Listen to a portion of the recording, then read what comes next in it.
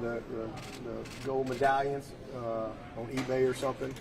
But fun day. Appreciate everybody coming. This is it's been a long time since I've seen a lot of y'all in person, especially this close up. So really appreciate the opportunity to be with y'all truly in person and see everybody other than on the Zoom where you couldn't hear half the time or whatever. So excited to get going. This has been an unbelievable past year for all of us, and hopefully everyone is healthy and feeling good about getting back to doing what we all love to do with our jobs. So excited about our team.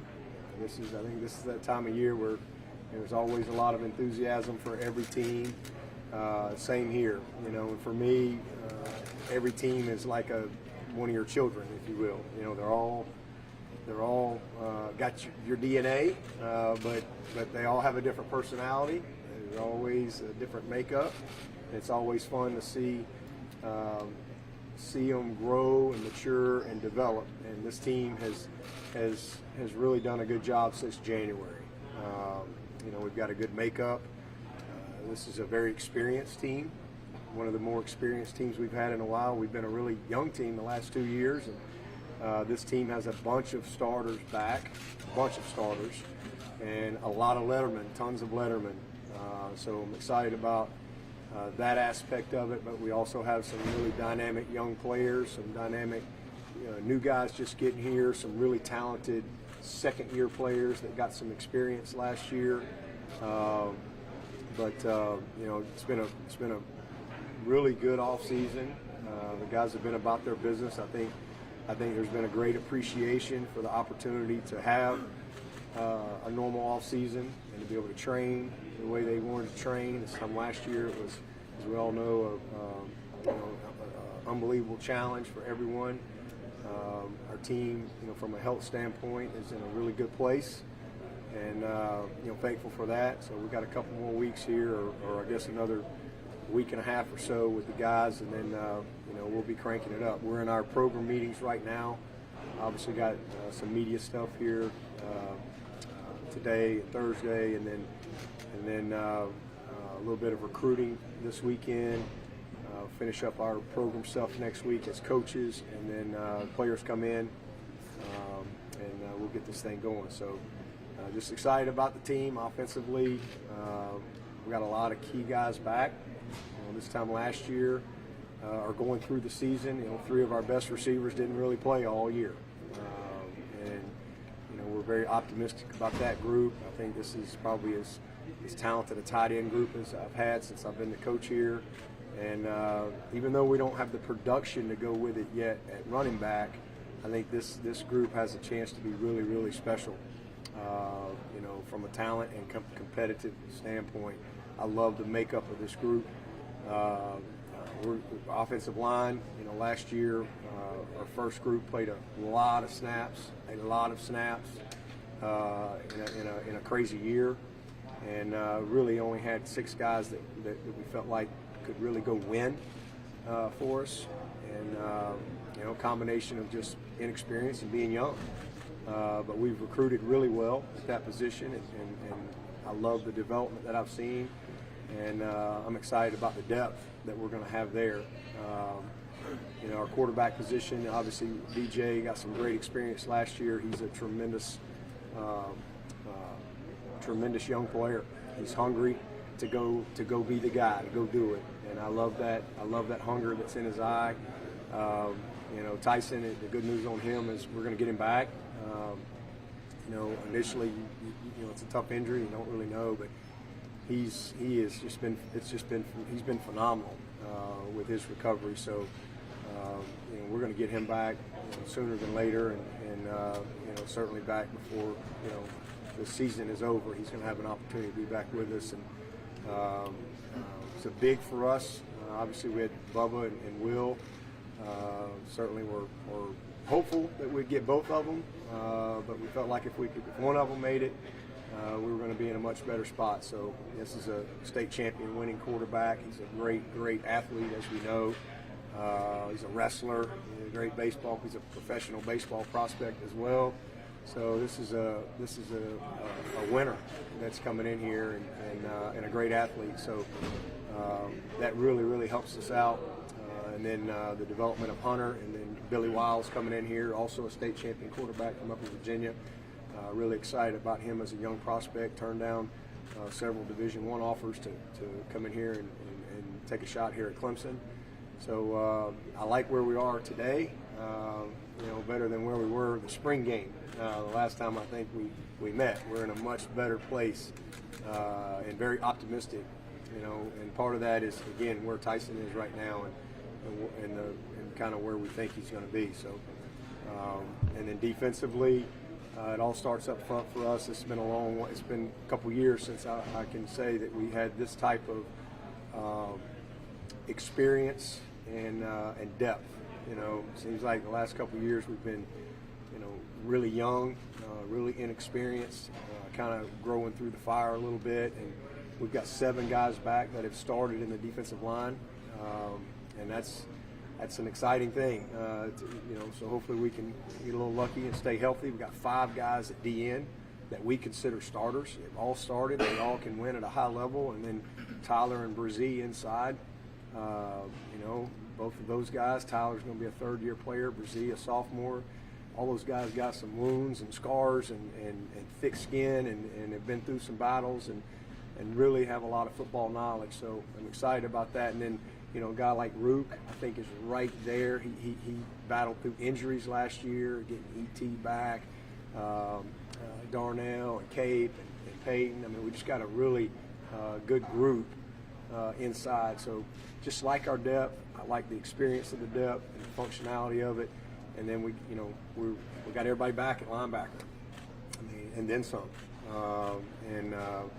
Getting Nolan back, Xander's healthy, Joseph, Jalen, Ray, Venables, all those guys, RJ. We just got a lot of guys that we think can play. We think some of these young guys have a chance to get in the mix too, like Makuba, like Nate, who really played well for us in the spring. And then I like the 6 guys on scholarship at corner. These are 6 good players that with one young guy, Nate, that again had a chance to go through spring. I love his potential, but I like the experience of that group and what I've seen from a commitment standpoint. Got our punter back, got our kicker back, got our whole battery back. So this is a team that on paper is got a chance to go compete for this league.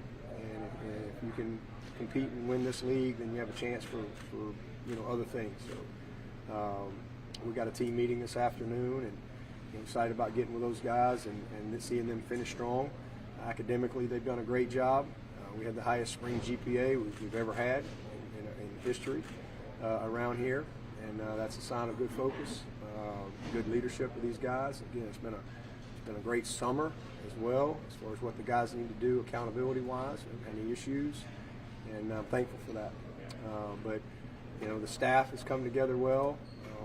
CJ being the only change on field, and it's just been exciting to see him and watch how he's just like a fish to water, man, just a natural.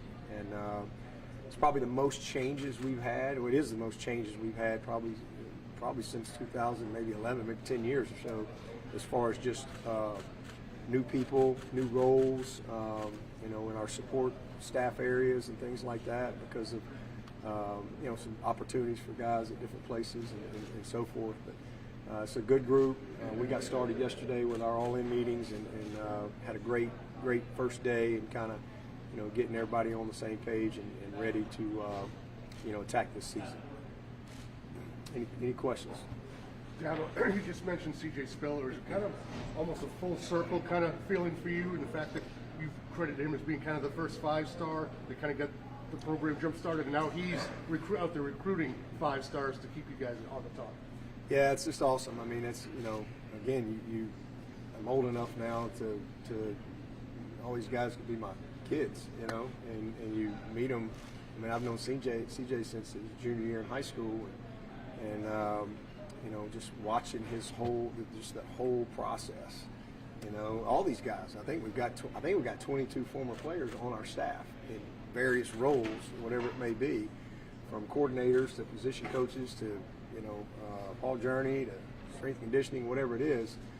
We got a lot of guys, and got some more. Cavell Connor came back. Cavell's been going. He was on my first team in '09, my first senior, one of those first senior leaders, and he went on and played about 8 years and had a great pro career. And then he was coaching high school ball up in Delaware, and he's back getting his master's and transitioning to the college game. And he's been gone. I haven't seen Cavell maybe once in 10 years, twice. You know, he's been off living life and doing his thing, and now to see him this version of him, it's really cool.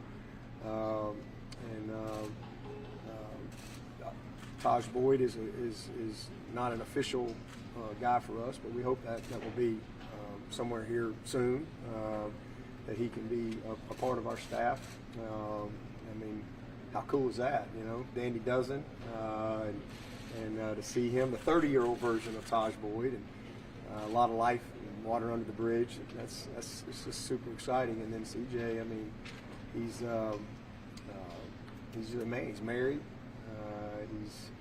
He's lived his life. He's gone on. He's achieved everything he's wanted to do, and to see him now giving back. You know, Artavis turned down a pro career. I mean, he could still be playing right now, but he wanted to start this next chapter, and he wanted to do it at Clemson, and we had a chance for him to come in and be our grad assistant receiver coach. And so, man, he couldn't wait to do that. And so it's just really cool. You know, those guys bring great perspective. Cole Stout, you know, is back with us. He's 6 years of coaching experience, and you know, but all those guys are a part of the DNA and the bricks and mortar of the past 12 years around here. And so it's exciting to see them not just be here, but want to be here, and the pride that they take in our program, and how we do things, and the influence that they have, you know, on these young players. So it's exciting. Isaiah Battle is coming back. USS Battleship is going to come back and graduate. He's going to be in our Tiger Trust program. I think he's 30 now, and he's certainly the 30-year-old version of him is very different than that 17-year-old version that I met, and that's a great conversation to have, and that's what I love. That's my favorite part of my job, is seeing transformation, and seeing young people grow into great men and be equipped to, you know, go live a great and productive life. That's the best part of my job, and then just being able to watch that, you know, kind of a front row seat. It never gets old. Coach, we saw what happened with the NC State's baseball program a few weeks ago. Are all your players vaccinated right now, or how are you managing that? No, they're not. I wish I could tell you we were all 100%. We're not. They're not all vaccinated, but we're in a good spot, heading in a good direction. And you know, I think a lot of these kids, you know, as it gets closer to the season, and you know, I don't know that they've really not had any fear of missing out of anything, and I think there's more motivation for all these teams as they, you know, kind of get back going in all these sports. And you know, that was a very unfortunate, you know, situation. You know, I mean, I got vaccinated back in March, and I'm grateful and thankful for that. I mean, I'm thankful that we have that option. This time last year we didn't have an option. You know, there was no option. You know, you just had to manage the best you could. But you know, we've done everything we can to educate and provide great information and encourage these guys to talk to all the doctors. And that was the biggest thing for me. I mean, I don't know a single doctor that I trust, that I talk to, that you know, said don't get it. They all said you need to get it, and I trust my doctor. So I mean, it's a decision everybody's got to make.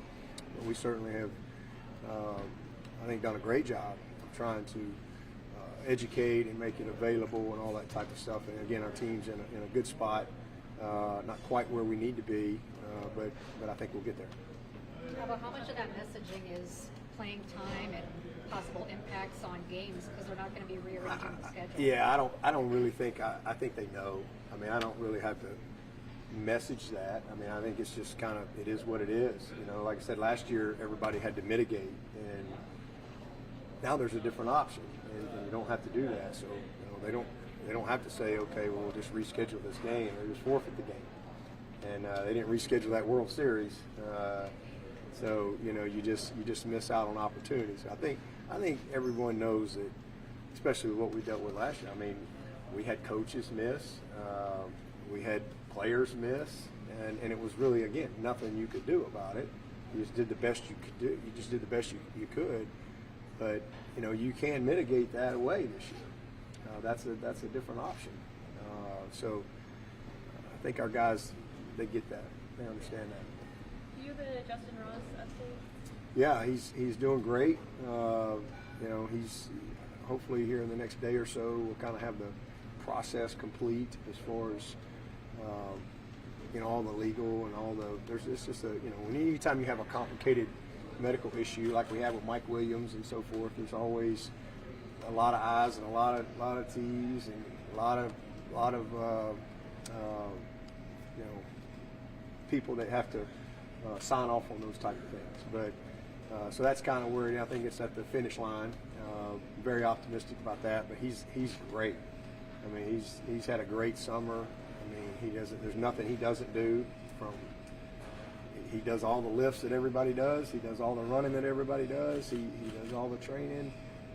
So he's really in a good place, and you know, we're hopeful that he'll be able to get back out there and do what he loves to do. And you know, but again, first and foremost, you want to make sure that you know, the medical people feel like he can go play and be safe.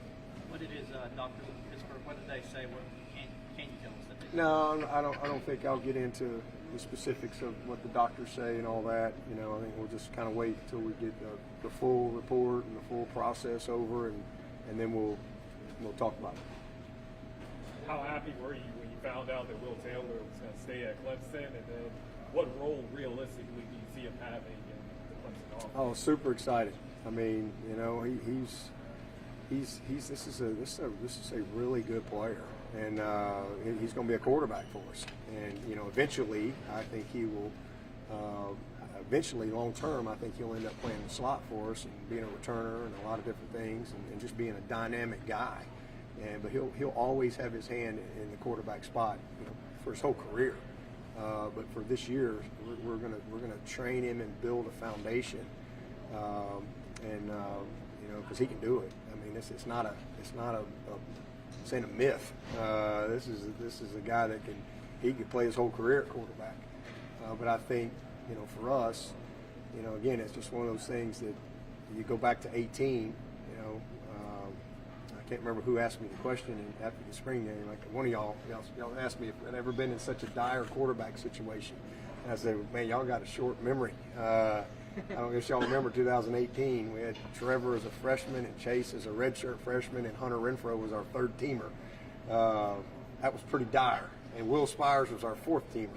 So we're way ahead of that game.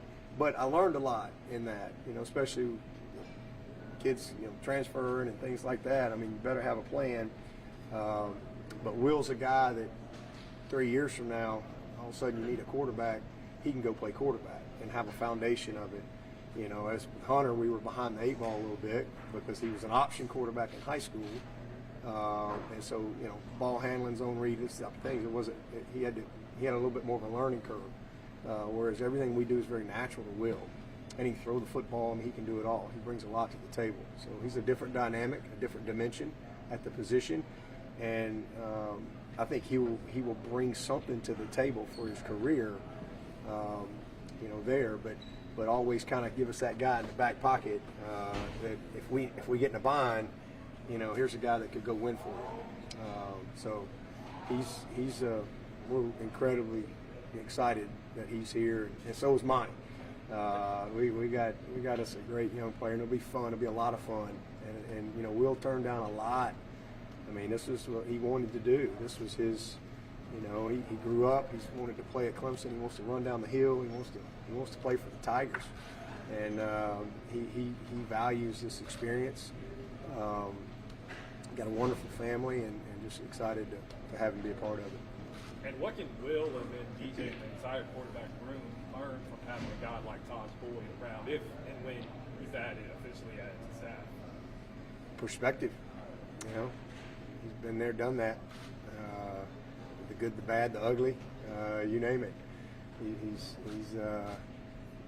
got a wealth of knowledge and a wealth of life experience. Dabo, where's the fine line between you wanting your guys to get, their fair share of something out of name, image, and likeness, and yet it not, especially during the season, being a distraction in the pursuit of that? Yeah, I think that's going to be everybody's individual decision. I think that's one of the unintended consequences. The intentions of it are very good. I think that it's great that guys can go work. There's just a lot of common sense to it. Again, if you want to go back to your hometown and have a high school or a kid camp, you should be able to do that. And there's a lot of those things that make a lot of sense, but there's some unintended consequences that'll come along the way. There'll be some silliness along the way, but it'll eventually settle out in a good spot, and we'll figure it out there. But these are young people. Young people can be emotional and irrational, and then you throw money in there, and you just hope that everybody can stay focused. But that's our job, is to help them, navigate and to educate them and equip them and help them. Our purpose of our program hasn't changed one bit. That doesn't change anything. So we've got to continue to do a good job of helping them achieve the goal, like we've done we got a 98% graduation rate here. 9 out of 10 years, top 10 academically. Us, Duke, and Northwestern. We're the only school in the country 9 years in a row, top 25 in football and academics. So the mission of our program has not changed one bit. And we've been doing Paul Journey for 12 years. We're not trying to, we got to figure out a way to.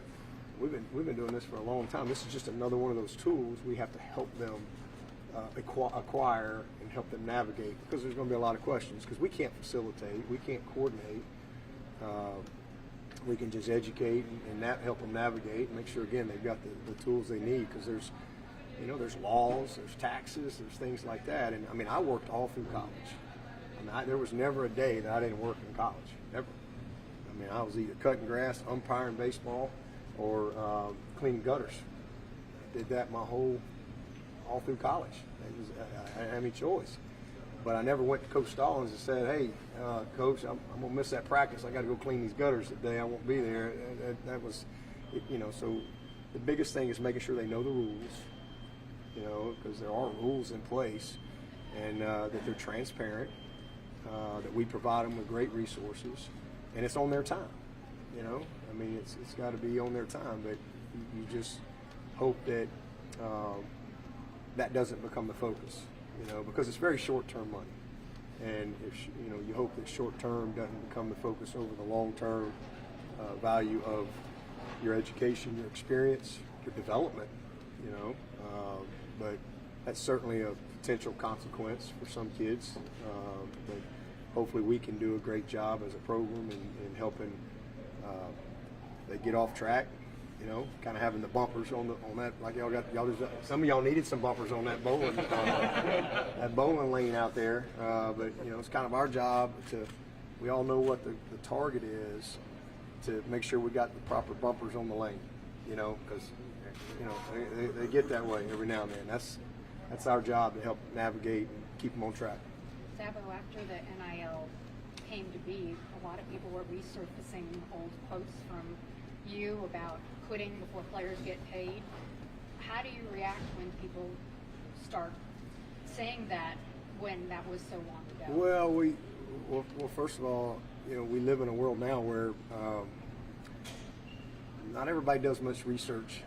You go in the bathroom and you hear somebody on the phone in the third stall, and that's your source. Just calling it like it is, and that's the headline. I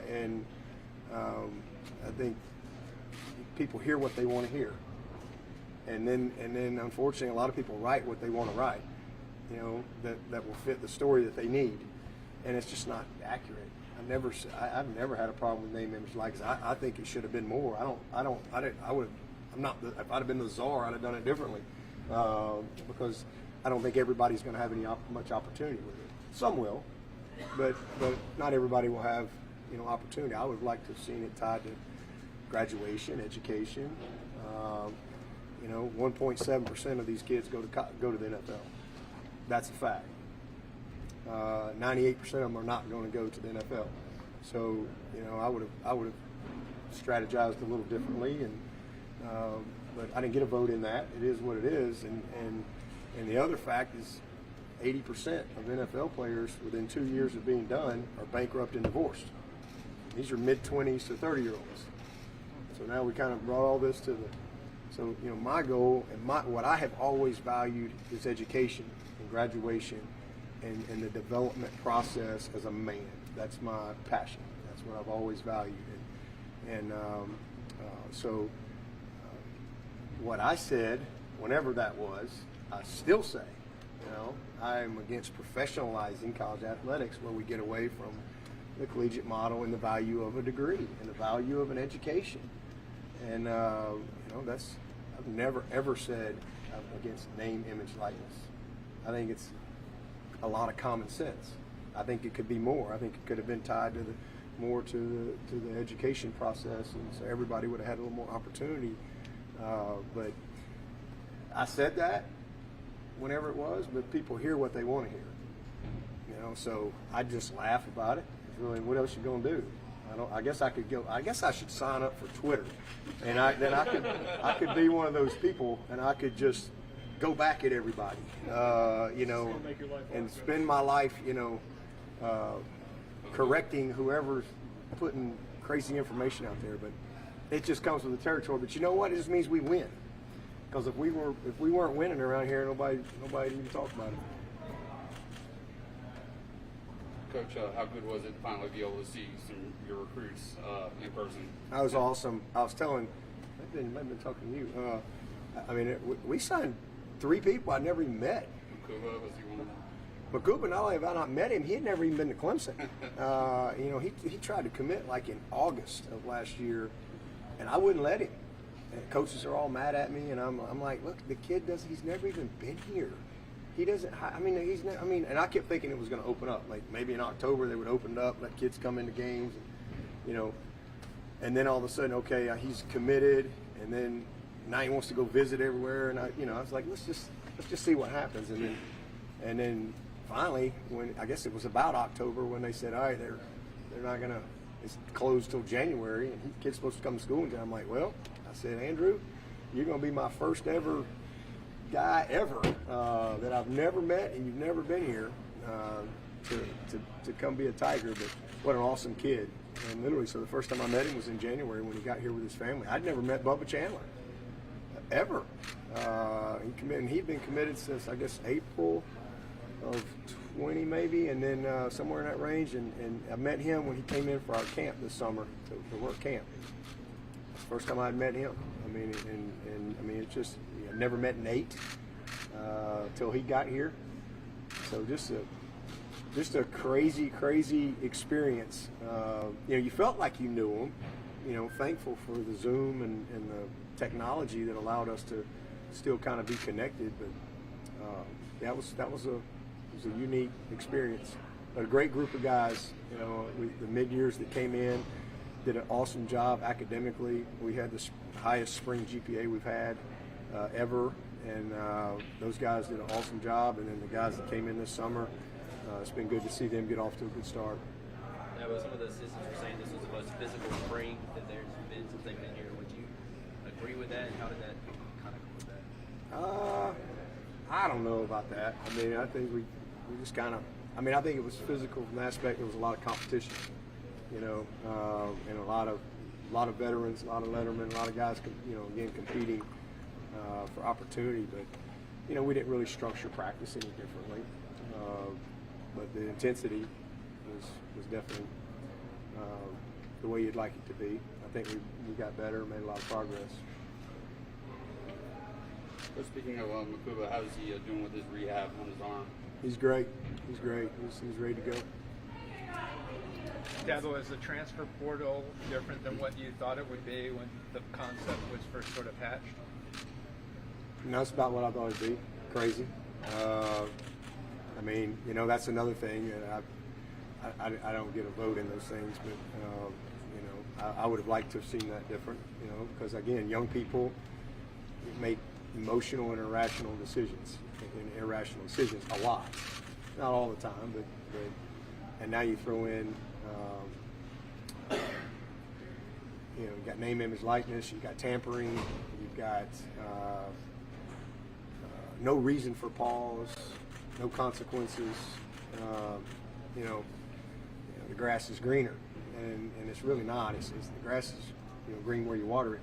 And but you know, I just think that again, there's some unintended consequences there as well. I think there's a lot of schools that aren't going to sign high school kids.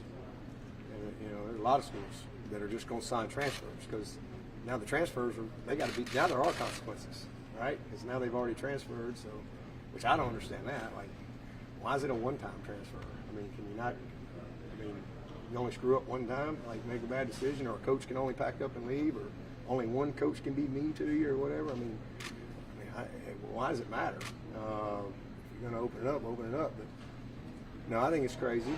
I mean, there's so many kids in the portal and not enough spots for them.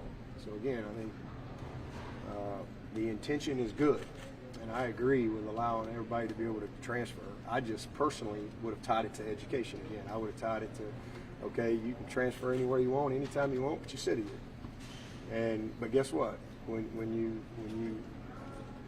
get to your senior year or your graduation, you get that year back. So you don't lose anything, but it just creates a little bit of reason for pause, because I think we may not all agree on a lot of things, and y'all probably don't believe in half the things I say, but surely we can all agree on we probably thought differently at 22 than we did at 18, you know, and you process things differently, you know, as you mature a little bit, and things aren't usually as sometimes as we perceive them as young people. You know, I've got 3 sons, and I know this: the insurance for a 23-year-old is a lot different than it is for a 16-year-old. There's a reason for that. It's called judgment. You know, it's not, the judgment is different as you get a little older, a little more mature. But it's about what I thought it'd be. It's just crazy, and I think the intent is good. Again, a lot of unintended consequences will come about. I mean, again, if I wasn't at Clemson, I wouldn't sign a high school kid. Like if I'm Jeff Scott at South Florida, why ain't you gonna sign a high school kid?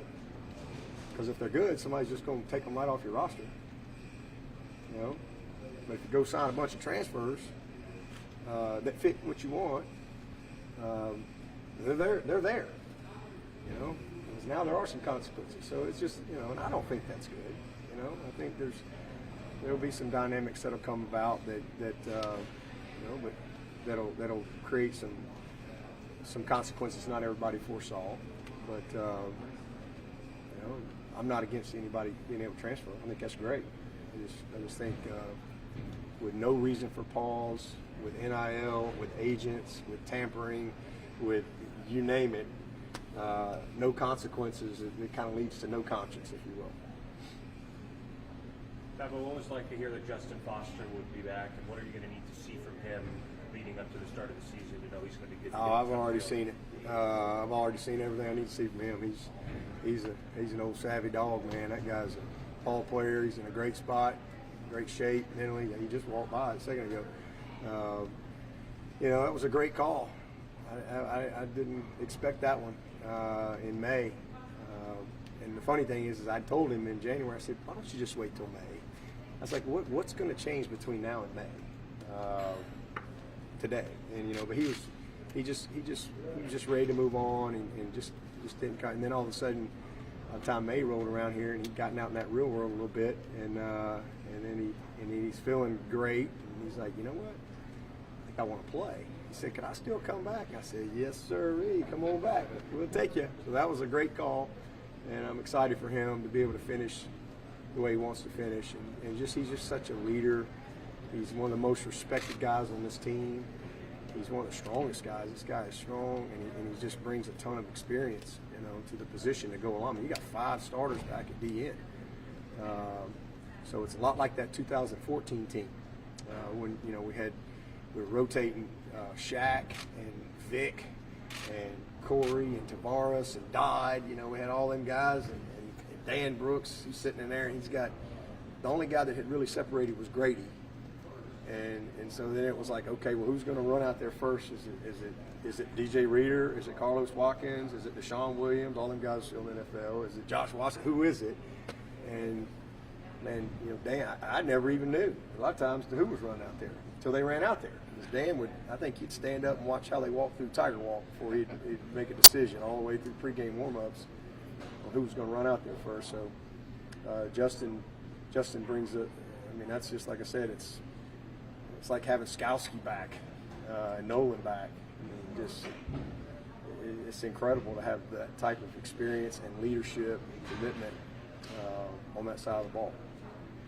Yeah, but was there any thought of allowing official visits in the summer with people not being able to be on campuses as much, and then by not doing that, how much do you feel like that's going to help come the fall when y'all are able to still host all those visits?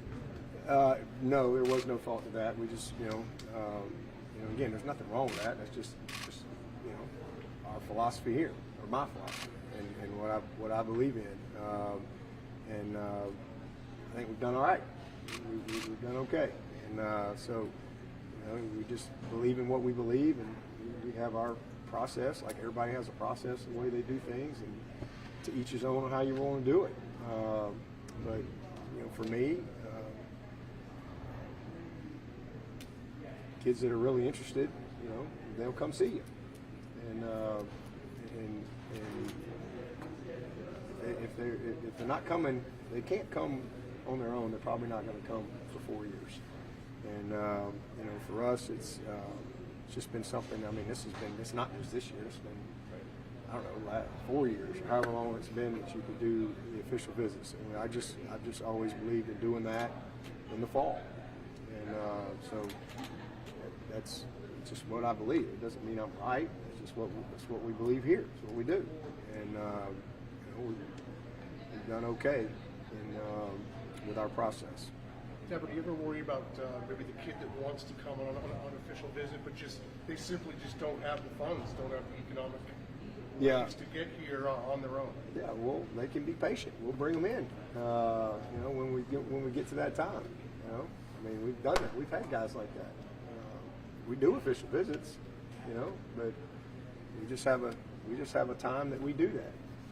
Again, some people do spring practice in February. Some people do it in April and May. It's to each his own on how you want to go about your business and run the program. But it's just what we do. We're able to nail down a new deal for Brent. How important is that to get done before the season? Yeah, I mean that was done back in April or not April, February. But there's always a process with the board and all that stuff, but it's good to be able to finalize that. And he's pretty much been on a 5-year deal every year. We just had the year back, and but he's so deserving. He's just done a phenomenal job. He turned down a major head coaching job this year. To stay here, and he was not the highest paid assistant in the country last year. He was right there at it. There was, I think, actually a couple guys ahead of him. So he's the highest paid assistant out there, and I think has earned that. Tyson, do you have a timetable or a target date that you're hoping? No, just whenever he's ready. But I think, like I said, he's doing great. I mean, we're very optimistic that he'll be back sooner than later. Coach, you have such a deep tight end room and so much talent there. Luke Price had a really good season 2019 before he tore his ACL, and he's kind of been lost in the shuffle going through the rehab. Do you think he can really pick up where he left off? Yeah, I mean he's a putty guy. I mean he's a tough, more of a fullback type guy. Brings a hard edge to the position. But we've got some elite guys in front of him. Pure tight ends. He's a little bit of a tweener, but he fills a niche for us, and brings something to that group that makes us better. And there's no question. Yeah, he's a hard-nosed football player and brings again a hard edge that will be useful in certain situations.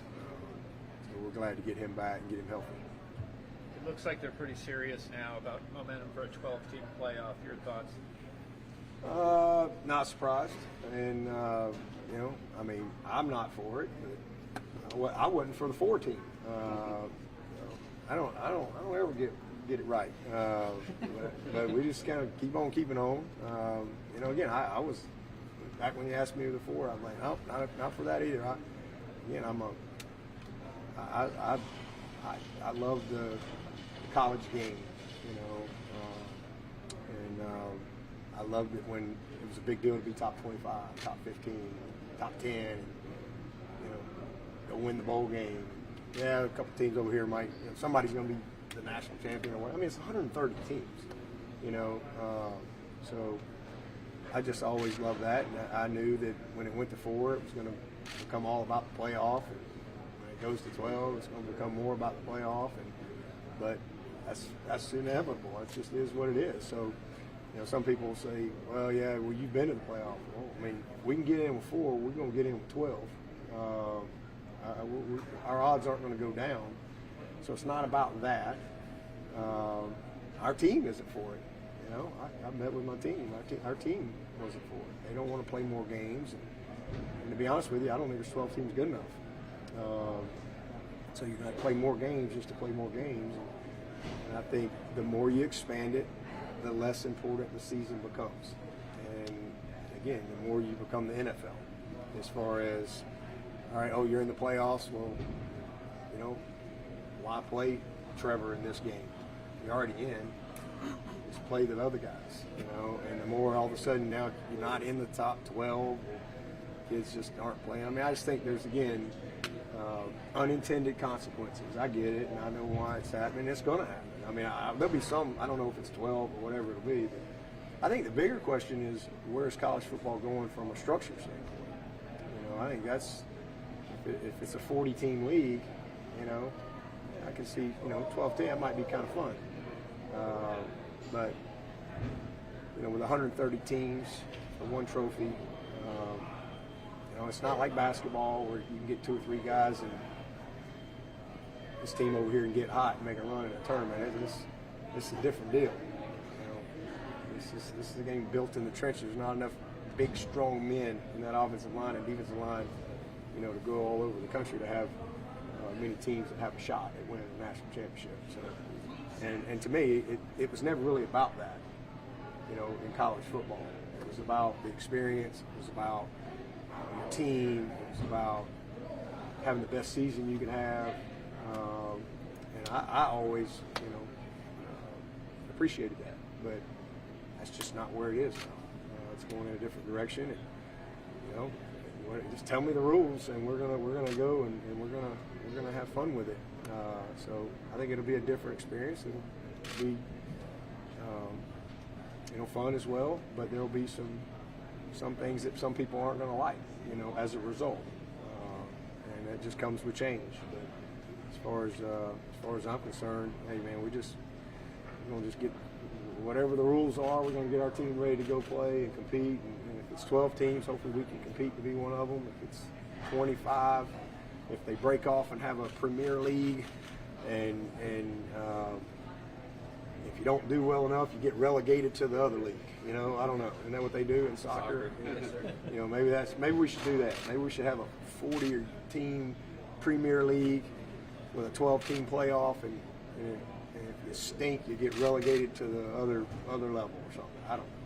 President Clemens could block the expansion with his one vote. I'm sure he knows your preferences, but have you discussed it much with him? Not a lot. Again, I don't have any influence on that stuff. My job is coach the team. My job. Tell me the rules. Are we got a 12-team, 4-team, whatever it is. My job is to get the team ready to play. You just asked me a personal question. I had a preference. I wouldn't have gone to 4, but Dabo, that didn't work. sorry. sorry to interrupt, but Mac Brown also said his players were not in favor of a 12-team playoff. They favored 6 or 8. I mean, are your players in favor of any expansion? The commissioner had asked us we wanted to get the players' input. I didn't really know what our players were going to say, but they didn't get much enthusiasm. But these teams, our guys have a lot of experience of playing 14, 15 game seasons. It's a long season, and now you're talking about starting in July, adding games, playing games that, or taking games away from teams. If you take games away, then now you got teams that deserve to play that now they're not getting to play. They're not going to be a playoff team. Now they're playing less games. So it's just, it's a complicated adjustment for everybody, but there's a bunch of smart people working on it. They'll figure it out and come up with something good for everybody. But I think that's the biggest thing from the player perspective is especially from our guys. What's kind of interesting is they've got a lot of experience and they have a very good perspective of the schedule and what it takes. So that was just their initial thoughts. And again, it could change. I mean, people change, people evolve. As there's more clear, there's not a lot of clarity. But once there becomes more clarity and okay, hey, here's what it's going to be. Maybe the guys say, okay, well, we could do that. I don't know, but that was just the initial gut reaction from our team. You guys have the Gamecocks on schedule, first time since 2019. How excited are you about renewing that rivalry, and how excited are you for Shane Beamer to be back at USC? Yeah, well, I mean, that was something we all missed last year. I mean, it was disappointing to not be able to play that game, and for everybody, for the players, for the fans, the state. That's a long-standing game, and means a lot to everybody involved. So glad that we can hopefully again stay the course and get back to playing a full schedule. And I'm happy for Shane. I got a ton of respect for Shane. I've known Shane a long time. Just because he's in South Carolina, that doesn't mean all of a sudden I don't like him. I compete against a lot of friends, a lot of places, but he's a great person. He's a heck of a coach, and he'll do a great job. But excited for him and his opportunity, and look forward to competing against him. Certainly, again, just because he's at your rival. I mean, a man's got to have a job, right? I mean, there's a lot of people who don't like me because I wear a Paul. I mean, I got to go to work. I got to have a job, and we should all want to do a good job, wherever we work. So it doesn't make me not like Shane Beamer. I think like I said, I love his family. I have great respect for his mom and dad, and his wife, and just it's a great opportunity for him. Dabo, you've got a lot of improvement projects coming up here at Poe, across the street. You look at it as a necessity, or is it more of like if you're not staying ahead of the crowd, you're losing ground? No, we've been here 4 years, and we've got, we're blessed because we have space. A lot of places don't have space, but when we built this, we had a long-term vision, and I don't think you ever arrive. I think that can ever. We're always building. We're always under construction. That's kind of the mindset that I think you have to have if you're going to be great, and if you're going to sustain, being great. But just like anybody, you live somewhere for a while. You're like, I need to redo this bathroom, or the toilet don't work anymore. Whatever. Boy, I need to put a fence up. There's a lot of things you want to do when you first get there, but maybe you're like, well, man, maybe we ought to paint that garage floor now. So we're just settling in, and as you live somewhere, you kind of figure some things out, but we're just making it better. We're always learning. We're always growing. When we put the little barbershop in there, well, what did we learn? We didn't have no room for the barbershop. We were just, so we had to make it better. And the nap room was too big, so we made it a little smaller. We moved Milt's office, moved him upstairs, and it's a better fit up there. And man, the wellness and the prehab and dynamic movements and physical therapy and the applied science, all that stuff is how it has grown, being able to have the right space. It's like a men's spa back there with Bina every day, and we're out of space. And so we're fortunate again to be able to have a space we can build in, extend the castle. There's some things we've been needing to do. We haven't done anything in the indoor since 2012. We need to create some storage area. We need to redo the turf. There's several things in that project that we need to get done. We're going to build a space for name, image, likeness. You know, I mean, the Clemson Athlete Branding Institute. I'm going to call it the CAB.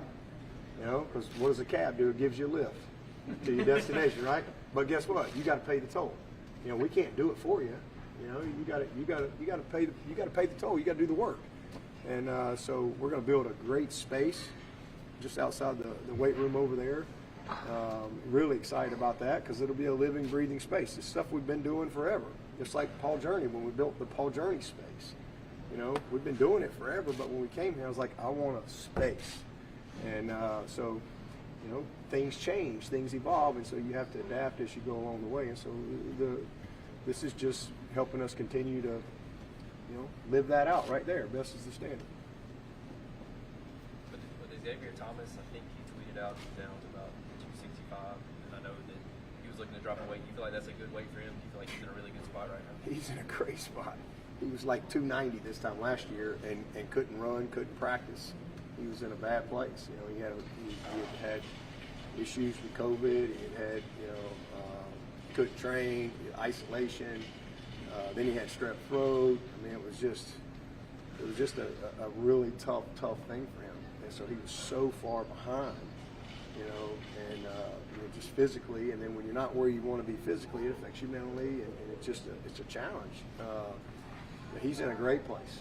I mean, that's right where that's the ideal spot for him to be. So hopefully, and he's had a great summer. He's had a great since January. I mean, he has been like a man on a mission, and it's been awesome to see that.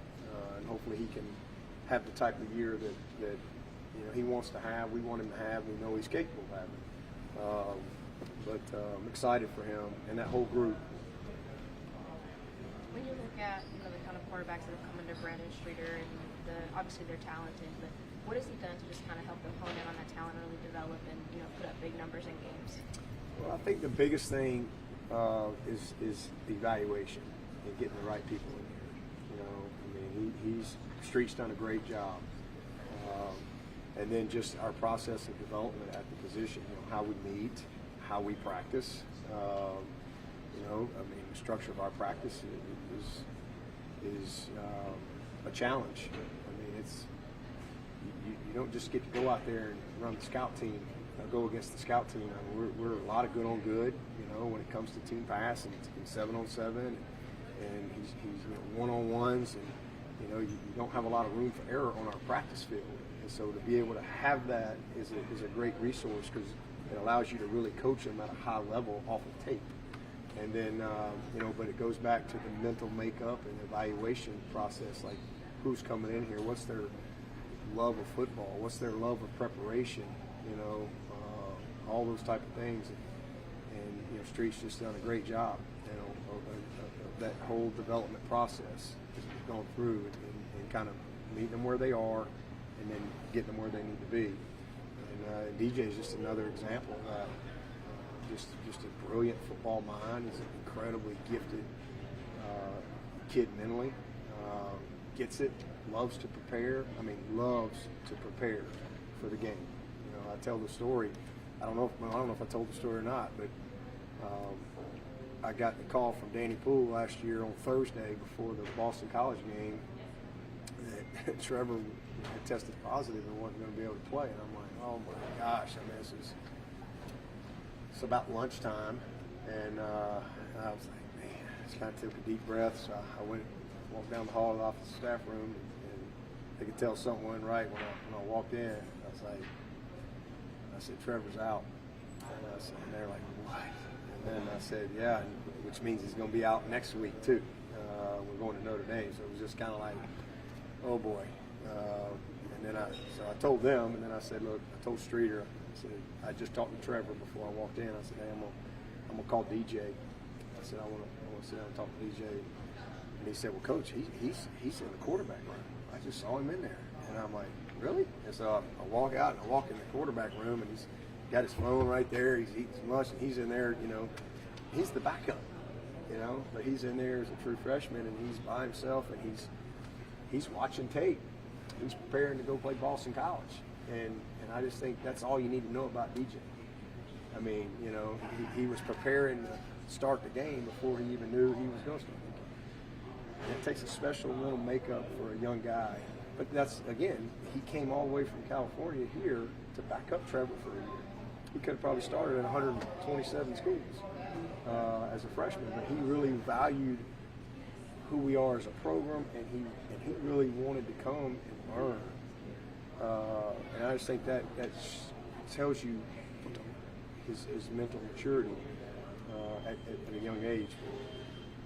So a combination of the development process that we have in place here with Street, and the job he does evaluating these guys, what they get exposed to in practice every day, and how they're challenged.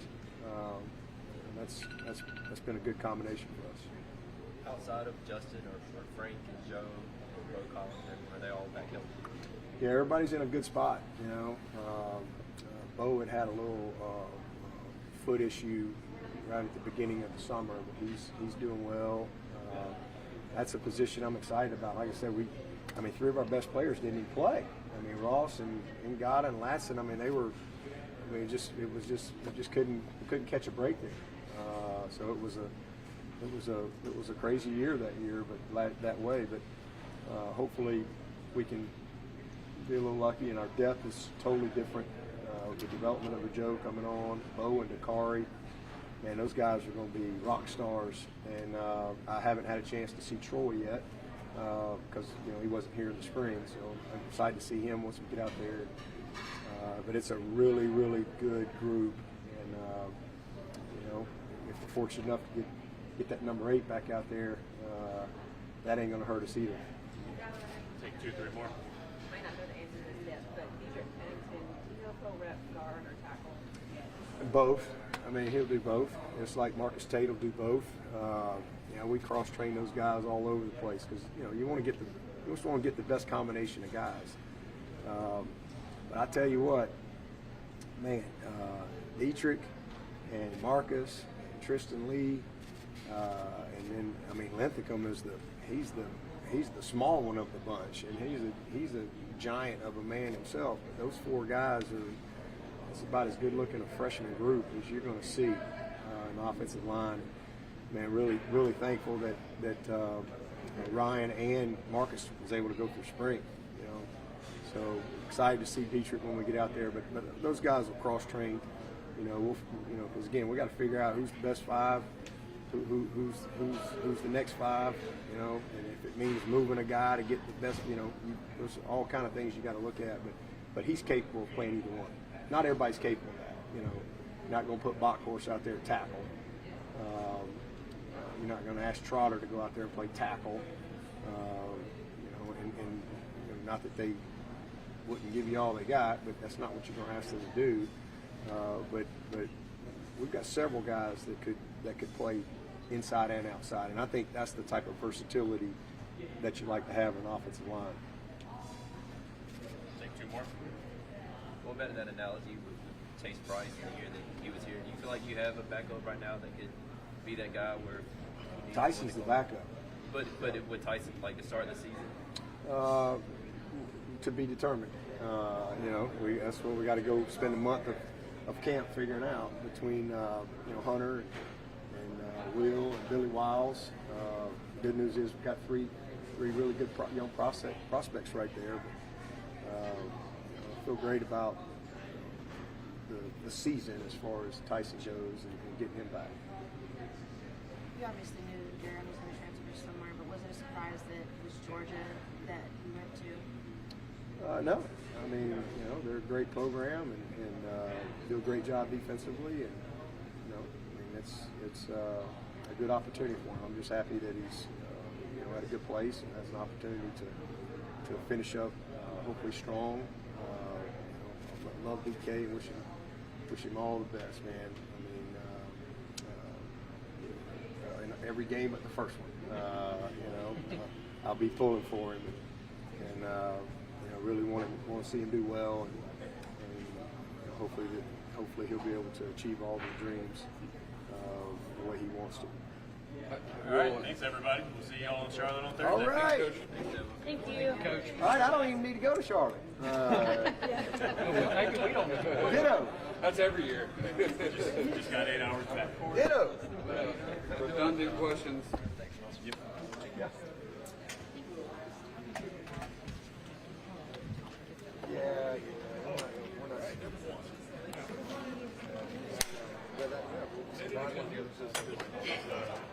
Chick-fil-A give everybody their formula.